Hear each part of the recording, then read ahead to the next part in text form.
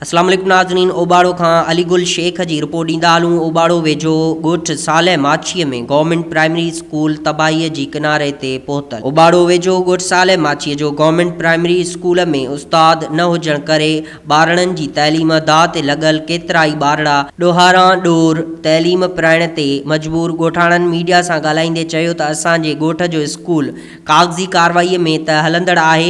ॻोठाणनि जो वधीक चवणु हो त गवर्नमेंट प्राइमरी स्कूल सालह माछीअ में ॿारनि जो तइदाद 100 जे लॻभॻि आहे, पर उस्ताद सिर्फ़ हफ़्ते में हिकु भेरो स्कूल जो चकर लॻाए थो। ॻोठाणनि जो चवणु हो त स्कूल में फर्नीचर जी बि वधीक खोट आहे ऐं स्कूल जे चइनि तरफ़नि में सिम जो पाणी तलाउ जो ॾेख ॾियणु लॻो ऐं स्कूल लाइ ईंदड़ सालाना SMC फंड उस्ताद नेक मोहम्मद सोलंकी जी मिलीभगत सां हड़प थियो पियो वञे। ॿिए पासे ॻोठाणनि जो सख़्तु एहतजाज। तव्हांजो कहिड़ो मुतालबो आहे? सर स्कूल बंदि आहे, उस्ताद कोन थो अचे। स्कूल में ना मिट्टी आहे, ना फर्नीचर आहे, ना वॉशरूम जी सहूलियत आहे, ना गेट आहे, ना नलको लॻल आहे।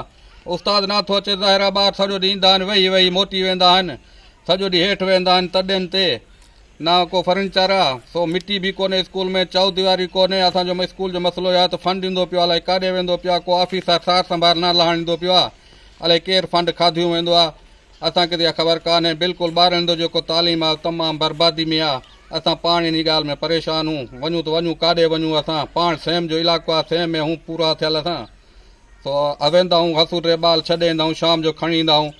तो असांजो इहो मुतालबो आहे त आला ऑफिसरनि खे असांजी अपील आहे त महिरबानी करे असांजे स्कूल जी सार संभाल कई वञे, फंड जेको आहे ज़ाहिर कयो वञे, ॿारनि जी तालीम जेकी आहे उहा बिल्कुलु मुकमिल कई वञे त वॾी महिरबानी थींदी आहे। आला ऑफिसरनि जी महिरबानी आहे। उन मौक़े ते एहतजाज कंदड़नि रहमतुल्लाह सोलंकी, अब्दुल रज़ाक सोलंकी, मोहम्मद ताहिर सोलंकी जो चवणु हो त असां वज़ीर तइलीम ऐं ॿियनि वसवारनि खे अपील था करियूं त असांजे स्कूल ॻोठ सालह माछीअ जे गवर्नमेंट प्राइमरी स्कूल में उस्ताद मुक़ररु कयो वञे जीअं असांजा मासूम ॿारड़ा तइलीम पढ़ाए सघनि।